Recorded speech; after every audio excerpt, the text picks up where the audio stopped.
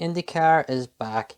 It's been 8.5 long months since Colton Herta took the checkered flag at Laguna Seca, with Josef Newgarden claiming the championship. It was a great start to the season, with multiple drivers showing potential to cause a few upsets between now and St Petersburg.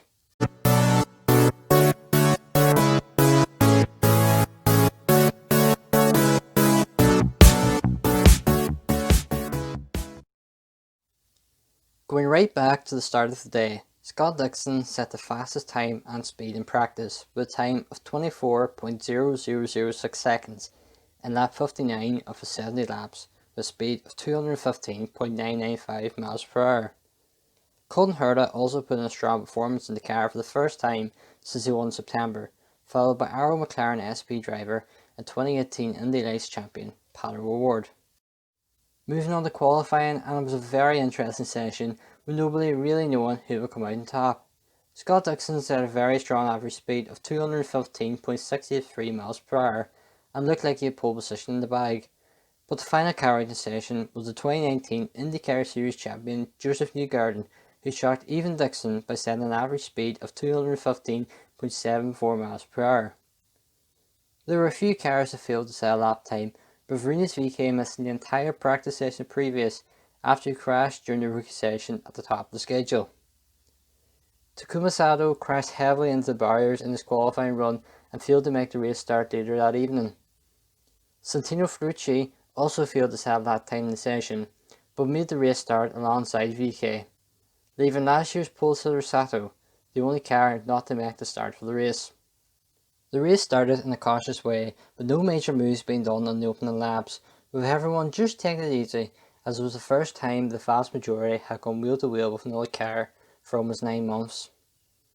Just before the race started, however, there were issues for Andretti pair Alexander Rossi and Ryan Hunter-Reay, along with Graham Rahal. The Andretti cars had to go to the back of the pack, while also serving a drive-through penalty for an authorised change to the car, with Rahal joining the race a few laps down.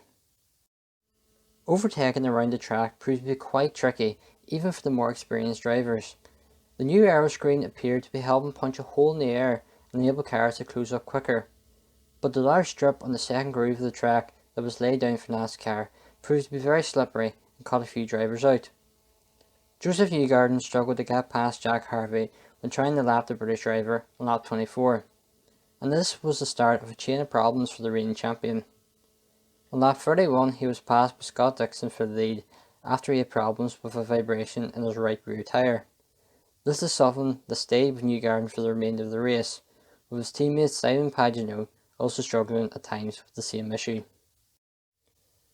The race that has seen 21 different winners in his 31 races prior to this event saw his first caution on lap 38 when the NASCAR strip got his first victim, with rookie VK making it 2 crashes for the day when he hit into the wall and on his way down the track clipped the right rear of Spanish rookie Alex Palou, sending them both into the wall.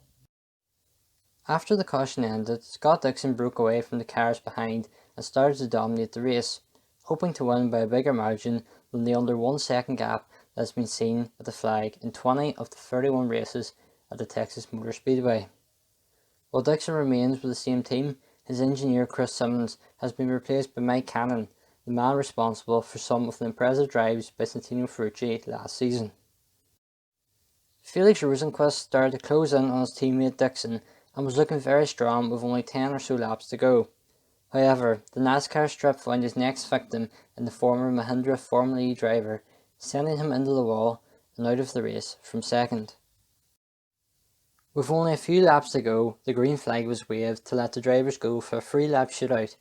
It was Dixon who remained in the lead, taking the checker flag to win the 2020 IndyCar Genesys 300 ahead of Simon Pagenaud in second and Josef Newgarden in third. Zach Veach finished in fourth, Ed Carpenter in fifth, Connor Daly in sixth, Colton Herta in seventh, Ryan Hunter-Reay in eighth, Oliver Askew in ninth, and Tony Kanaan in 10th. Charlie Kimball finished in 11th after making contact with the wall as Dixon crossed the line, but the rest of the drivers behind him were at least a lap down, and they finished as follows: Pato O'Ward, Will Power, Marco Andretti, Alexander Rossi, Jack Harvey, Graham Rahal, James Hinchcliffe, and Marcus Ericsson. As points were given out to all drivers, the non-finishers were ranked in this order: Felix Rosenqvist, Santino Ferrucci, Rinus VeeKay, Alex Palou, and Takuma Sato. There was a number of contenders for driver of the day for me. The race winner Scott Dixon put in a brilliant drive out front, but if Rosenqvist didn't crash late on, I don't know if Dixon would have been able to keep the Swede behind him. Charlie Kimball put in a great drive starting from 12 and was in the top 6 consistently before crashing as Dixon crossed the line. Connor Daly went under the radar a little, making his way up to an impressive 6th from 19th on the grid. Ryan Hunter-Reay also did a very good job after having to drop to the back of the grid and take a drive-through penalty, taking the flag in 8th place. For me, Connor Daly was my driver of the day. His first back-to-back Texas race with the same team helped him a lot, along with knowing he can actually fight for the championship this year with a full-time seat, albeit with 2 different teams.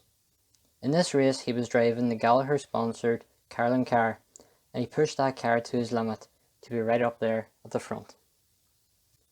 So that's my race recap of the 2020 Indycar Genesys 300 at the Texas Motor Speedway.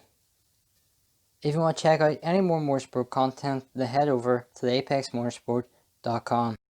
And if you did enjoy today's video, please drop a like below. Also, don't forget to hit that subscribe button and the notification bell so you don't miss out on any content here on the Apex Motorsport.